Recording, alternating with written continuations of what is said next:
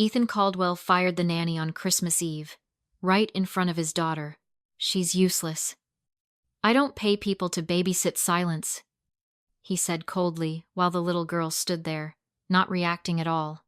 Outside in New York City, snow covered the streets, lights sparkled on every corner, and families laughed as they carried gifts home. Christmas was everywhere, except inside Ethan's penthouse. Inside, there was only silence. 7-year-old Lily hadn't spoken a word in over a year. Not since the night her mother died in what everyone called a tragic accident. Doctors failed. Therapists failed. Every nanny failed.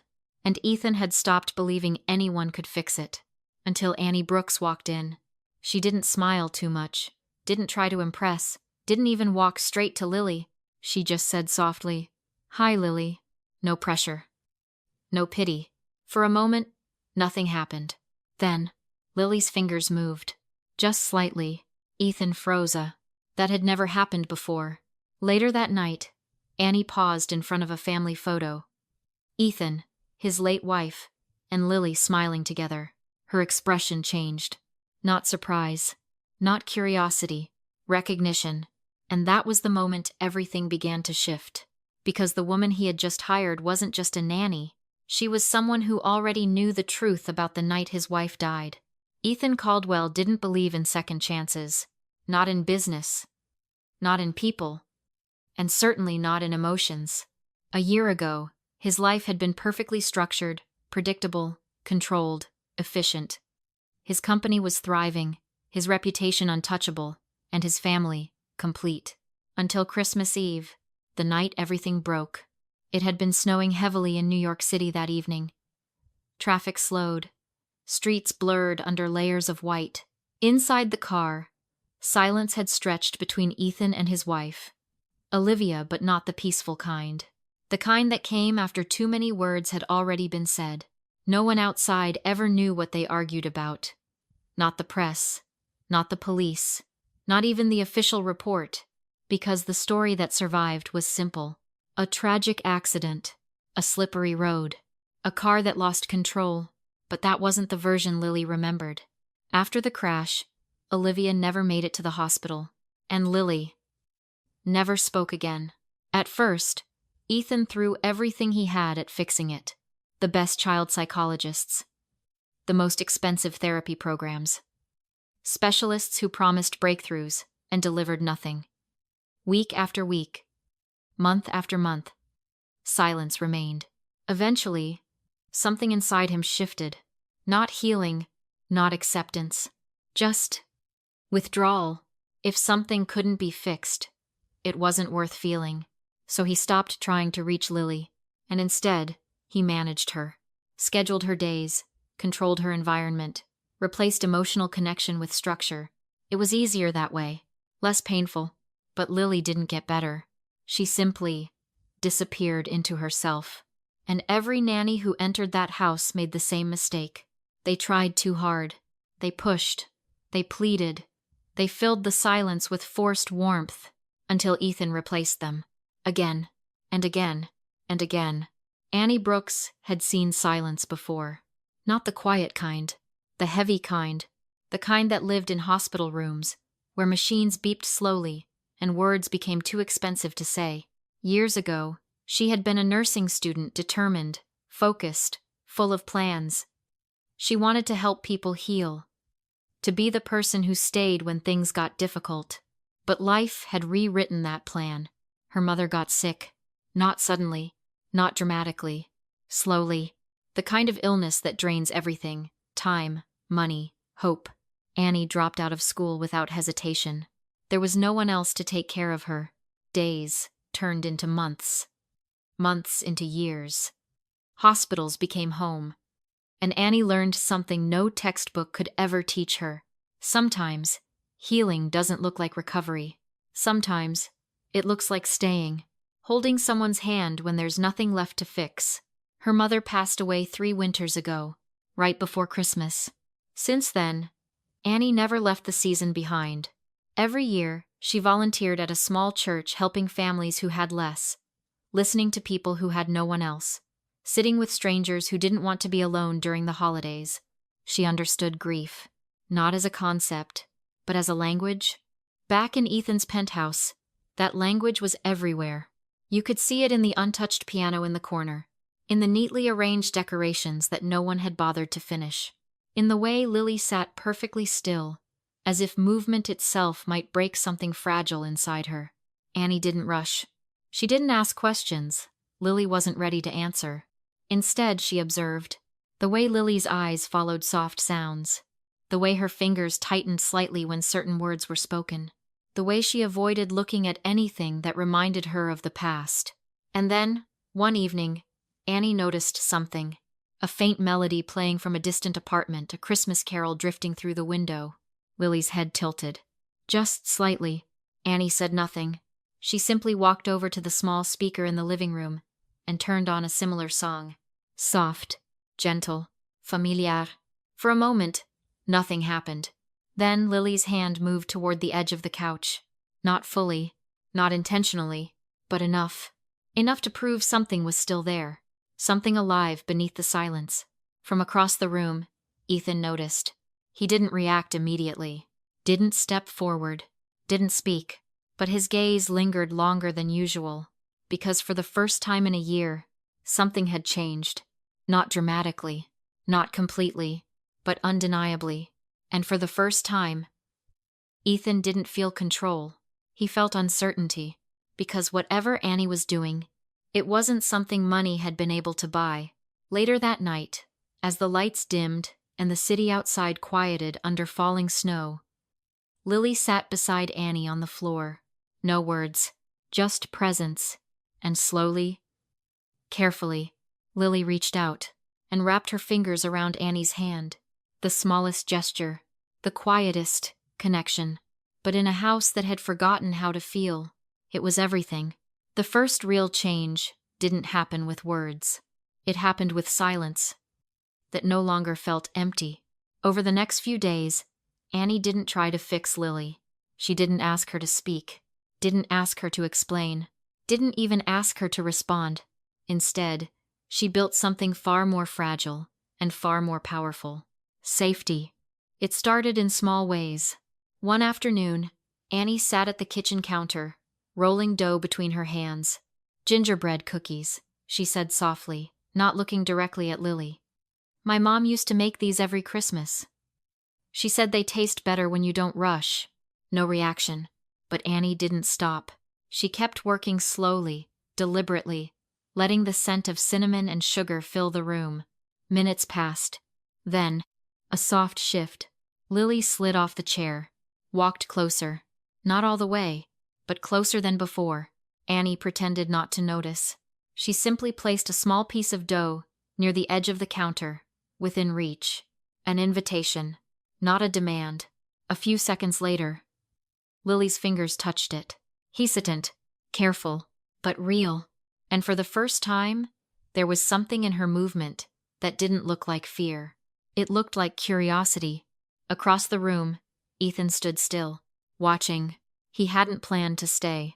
He had work, calls, deadlines, a company that demanded constant attention. But somehow, he didn't leave. Because what he was seeing didn't make sense. No therapist had ever gotten this far. No expert had ever broken through even a fraction of Lily's silence. And yet this woman with no presentation, no credentials on display, no strategy he could measure, was reaching her. Without pressure, without force, without control. That unsettled him more than failure ever had. Later that evening, Annie found Lily sitting by the window. Snow fell quietly over New York City, covering the streets in soft white light. In the distance, faint music drifted upward, carolers somewhere far below. Lily's eyes followed the falling snow. Distant, but present. Annie sat beside her. Not too close, not too far. After a moment, she spoke. "You know, when I was little, I used to think snow was magic." No response. "I thought every snowflake carried a wish." Still nothing. Annie smiled gently. "My mom told me that if you stayed still long enough, you could hear what your heart was trying to say." Silence. But this time, it felt different. Not heavy, not closed. Just waiting. The next morning, Ethan walked into the living room and stopped. The Christmas tree, the one that had remained half decorated for weeks, was different. Lights were on. Ornaments had been added. Not perfectly placed, not symmetrical, but alive. Lily stood near it, holding a small decoration in her hand. Annie knelt beside her. "Where should this one go?" she asked softly. Lily didn't answer, but her eyes moved, just slightly, toward one branch. Annie followed her gaze and placed the ornament there. "Good choice," she said. No applause, no overreaction, just acknowledgement. Ethan felt something tighten in his chest, something unfamiliar, something dangerously close to hope. That afternoon, Lily sat at the table with crayons. She hadn't drawn anything in months. Not since the accident, not since that night. But now, she picked up a pencil, slowly, carefully, and began to draw. Annie stayed quiet. She didn't look over Lily's shoulder, didn't interrupt. She just waited. Minutes later, Lily pushed the paper forward. Not toward Ethan, not toward anyone else, toward Annie. Annie glanced down. Her expression didn't change immediately, but something in her eyes sharpened. Because what Lily had drawn wasn't random. It wasn't abstract. It was clear. A car, 2 figures inside, and between them, sharp lines. Messy, chaotic, like something breaking. Annie's fingers tightened slightly around the edge of the table. She didn't speak, didn't react outwardly, but inside, something clicked. Because that drawing didn't match the story she had been told. Not at all. Across the room, Ethan stepped closer. "What is that?" he asked. His voice was calm, controlled, but there was tension underneath. Annie looked up at him. For a brief moment, their eyes met. And in that silence, something passed between them. Something unspoken. Something dangerous. "Just a drawing," Annie said quietly, but she didn't sound convinced. And neither was he. That night, long after Lily had fallen asleep, Annie stood alone in the living room. The drawing lay on the table. The lines, the figures, the chaos. It wasn't just a child's imagination. It was memory. And if that was true, then the accident wasn't the full story. Behind her, Ethan's voice broke the silence. "She's never drawn that before." Annie didn't turn around immediately. When she did, her expression was calm, but her eyes held something deeper now, something that hadn't been there before. "Children don't forget what they see," she said softly. Ethan frowned. A flicker of discomfort crossed his face. "Are you implying something?" Annie held his gaze. Not confrontational, not afraid, just steady. "I'm saying, maybe she's been trying to tell you something." The room fell silent again, but this time, it wasn't peaceful. It was tense, unstable, like something buried, beginning to rise. The first crack didn't come from inside the house. It came from outside, and it came fast. By the 3rd week of December, Ethan Caldwell's name was trending again, but not for business. A headline spread across multiple outlets. "Billionaire CEO spends Christmas alone with Black Nanny. What's really going on inside his penthouse?" Another followed. "From Nanny to something more?" Sources. Question. Caldwell's judgment. After wife's death. Ethan stared at the screen, jaw tightening. He had spent years building an image that couldn't be touched. Disciplined, untouchable, controlled. Now, in a matter of hours, that image was being reduced to speculation, and worse, to something he couldn't control. "Who approved this?" he snapped, slamming the tablet onto the desk. Across from him, James Porter shifted uncomfortably. "No one approved it. It's gossip, Ethan. They're connecting dots that don't exist." Ethan let out a sharp breath, then shut it down. "We can try," James said carefully. "But the more we push, the more attention it gets." Silence fell, the kind Ethan hated most, because it meant something had already slipped beyond his reach. Meanwhile, upstairs, the atmosphere was very different.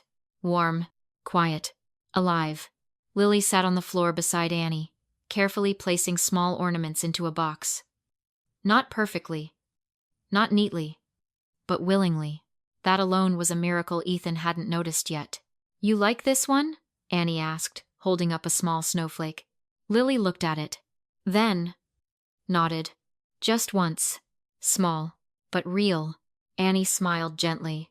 Me too. The door opened abruptly. The warmth shattered. Ethan stepped in, his presence immediately shifting the energy in the room. Sharp, controlled, tense. Annie, he said. No greeting, no tone of familiarity, just command. Annie stood slowly. Yes? We need to talk. In the study, the air felt colder. Ethan didn't sit, didn't soften. He held the tablet up, the headline glaring between them. Explain this. Annie glanced at the screen, then back at him. I didn't call anyone, she said calmly. I didn't ask if you called anyone, Ethan snapped. I'm asking why this is happening. Because people talk, she replied. And they see what they want to see. That's not an answer. It's the truth. Ethan's jaw tightened. Everything about her response frustrated him. No defensiveness, no fear, no attempt to justify herself. Just calm. And that calm made him feel like he was the one losing control. Downstairs, Margaret Caldwell had already arrived. She didn't wait to be announced. She never did.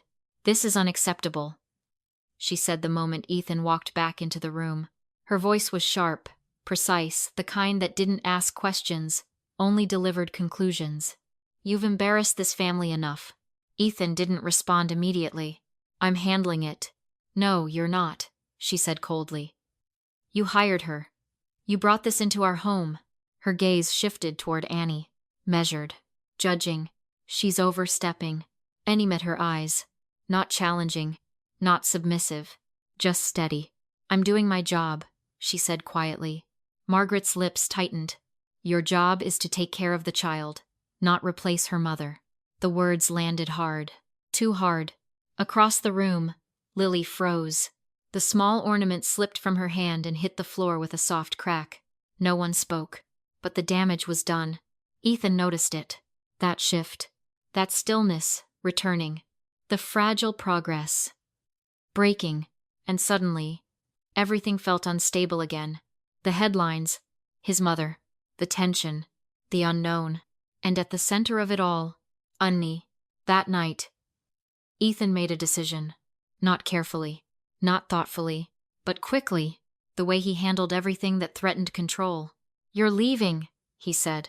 The words came without warning, without hesitation. Annie didn't react immediately. You're firing me?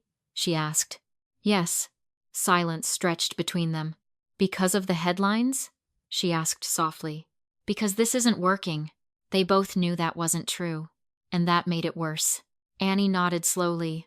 I understand. She turned to leave, then paused, just for a second, and when she spoke again, her voice was different. Not soft, not distant, but grounded. Certain. Your daughter didn't stop speaking because of the accident, she said. Ethan froze. The words hit something deeper than anger, deeper than control. What are you talking about? He asked, his voice lower now. Annie turned back. Her eyes met his. Steady, unshaken. We stopped because of what she saw. Silence. Heavy. Unavoidable. Ethan's breath slowed. His mind raced. No, he said immediately. That's not. But the words didn't finish. Because somewhere deep inside, something didn't feel right anymore. Upstairs, Lily sat alone in the dim light. The broken ornament still lay on the floor, and for the first time since that night, tears filled her eyes. Ethan didn't sleep that night. Not really. He sat alone in his study, the city lights of New York City flickering through the glass, reflecting off a face he barely recognized anymore. Annie's words echoed over and over again. She stopped because of what she saw. It didn't make sense. It couldn't. Because the version he had accepted, the one written in reports, signed by authorities, repeated by everyone around him, had been clear. An accident. Unavoidable. Final. But now, something felt wrong. And for the first time in a year, Ethan allowed himself to ask a question he had been avoiding. What if that wasn't the whole truth? The next morning, he called James Porter. I need everything, Ethan said. The original report, not the summary. There was a pause on the other end. Ethan, we've been through this. No, Ethan said firmly. You've shown me what I needed to see. Now I want what I didn't. Silence. Then, I'll come by. An hour later, the study felt heavier. James placed a thin folder on the desk.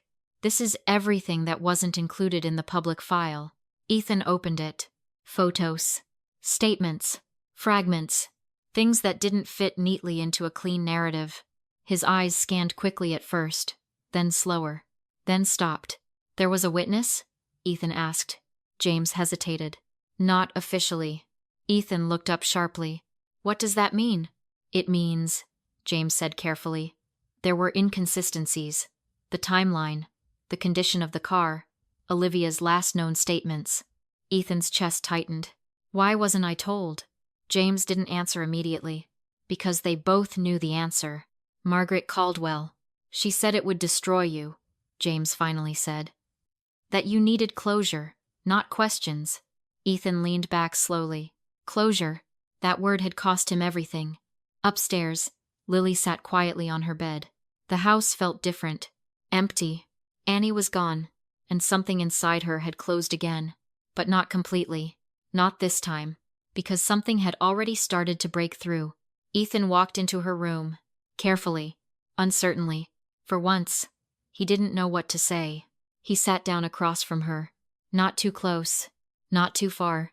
The way Annie used to. I saw your drawing, he said quietly. No response. But Lily didn't look away. That was new. Ethan swallowed. That night, he continued. His voice slower now. Less certain. You were in the car with us.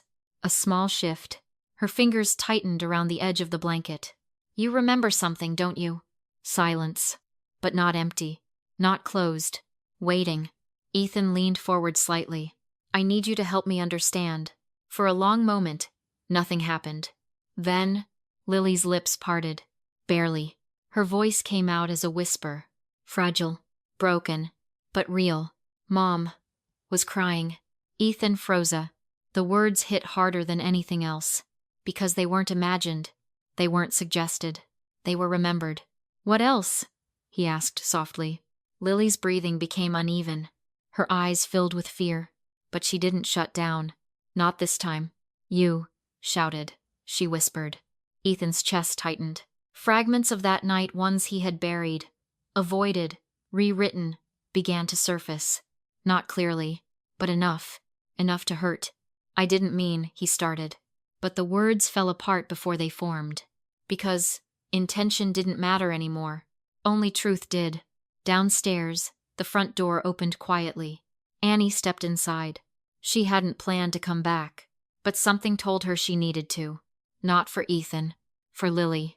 Upstairs, Lily's voice trembled. The car didn't stop. Ethan closed his eyes. Pain surged through him. Not from the accident. From the moments before it. The ones he had refused to face. Then, Lily looked past him. Toward the doorway. Ethan turned. Annie stood there. Still. Calm. But her eyes carried everything. Understanding. Pain. Truth. Lily slid off the bed. Slowly. Unsteady. But determined. She walked past Ethan. And straight into Annie's arms. Tightly. Desperately. Like she had been holding that moment inside her for a year. And then, the words came. Clearer this time. Stronger. Don't go. Mommy. The room went silent. Ethan's world shifted. Not because of the word, but because of what it meant. Trust. Connection. Healing. Everything he had failed to give. Someone else had. Ethan stood there, unable to move, unable to speak, because, for the first time, he wasn't in control. He wasn't certain. He wasn't right. And maybe, he never had been. Snow fell softly over New York City that night. The city was quieter now. Christmas Eve had arrived. Lights shimmered across rooftops. Distant laughter echoed through the streets. And somewhere far below, a choir sang a familiar carol that drifted gently into the sky. But inside Ethan Caldwell's penthouse, everything had changed. Ethan stood in the hallway, watching from a distance. Lily was still holding on to Annie, tightly, like she had found something she had been searching for all along. Don't go. Mommy. The word echoed in his mind again, not because it replaced him, but because it revealed something he hadn't been able to give. Safety, warmth, presence. And for the first time, Ethan didn't feel threatened by it. He felt ashamed. Annie slowly knelt down to Lily's level. I'm here, she whispered gently. I'm not going anywhere right now. She didn't correct her, didn't explain, didn't pull away, because she understood. That word wasn't about replacement. It was about healing. Ethan stepped forward, carefully, like someone entering a space he didn't belong to anymore. I was wrong, he said. The words felt unfamiliar, heavy, but real. Annie looked up at him. He continued. I thought control would fix everything. That if I could manage it, structure it, I wouldn't have to feel it. His voice faltered slightly, but I was wrong. Silence followed. Not tense, not fragile, just honest. Lily slowly turned her head. Her eyes met Ethan's. There was still fear there, still hesitation, but something else had joined it now. Something new, something small, but growing. Ethan knelt down, not as a billionaire, not as someone in control, just as a father. I'm sorry, he said softly. The words weren't perfect. They weren't rehearsed. But they were real. I should have listened to you. Lily didn't respond immediately, but she didn't look away either. And for Ethan, that was enough. For now. Later that evening, something unexpected happened. They didn't sit apart. They didn't retreat into silence. Instead, they stayed together. In the living room, near the Christmas tree, Annie lit the final string of lights. The room filled with a warm, golden glow. Not perfect, not symmetrical, but alive. Ethan watched as Lily reached for a small ornament, the same one she had dropped before. She held it carefully this time, then looked at him. A silent question. Ethan hesitated, then nodded. Slowly, encouraging, Lily stepped forward, placed the ornament on the tree, and didn't pull away right away. She stayed there, looking at it, like she was finally allowing herself to be part of something again. Outside, the church bells began to ring. Midnight. Christmas had arrived. Can we go? Annie asked softly. Ethan looked at her. Go where? The church down the street, she said. They're having a late service. Nothing big. Just music. People. Warmth. Ethan hesitated. A year ago, he would have said no. Too public. Too unnecessary. Too emotional. But now, he wasn't that version of himself anymore. Okay, he said quietly. Minutes later, they stepped outside together. The cold air hit gently, sharp but refreshing. Snow crunched beneath their feet as they walked side by side. Not perfectly in sync, not fully comfortable, but together. Inside the small church, candles flickered softly. Voices blended into a gentle hymn. People sat close, wrapped in coats and quiet joy. No one stared. No one judged. It wasn't about status, or reputation, or headlines. It was just human. Lily sat between Ethan and Annie. At first, she stayed still, observing, listening. Then, slowly, she leaned, just slightly, toward Ethan.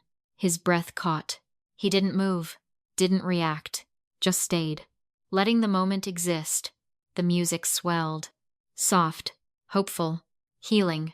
And then, almost too quietly to notice, Lily spoke, "Merry Christmas." Ethan's eyes filled instantly, not because of the words, but because of everything behind them, the fear she had overcome, the silence she had broken, the trust she was learning again. He looked at Annie, gratitude, respect, something deeper, not rushed, not forced, but real. You didn't fix her, he said quietly. Annie shook her head. She didn't need fixing, she replied. She just needed to feel safe again. Ethan nodded slowly, and for the first time in a long time, he understood. As the night came to an end, they stepped back into the snow. The city still glowed, still alive, but now, so did they. Because sometimes, The greatest Christmas miracle isn't something that appears out of nowhere. It's something that was always there, waiting to be seen, waiting to be felt, waiting to be faced. And in that moment, Ethan Caldwell finally understood. Wealth can build a life, but only truth can heal a family.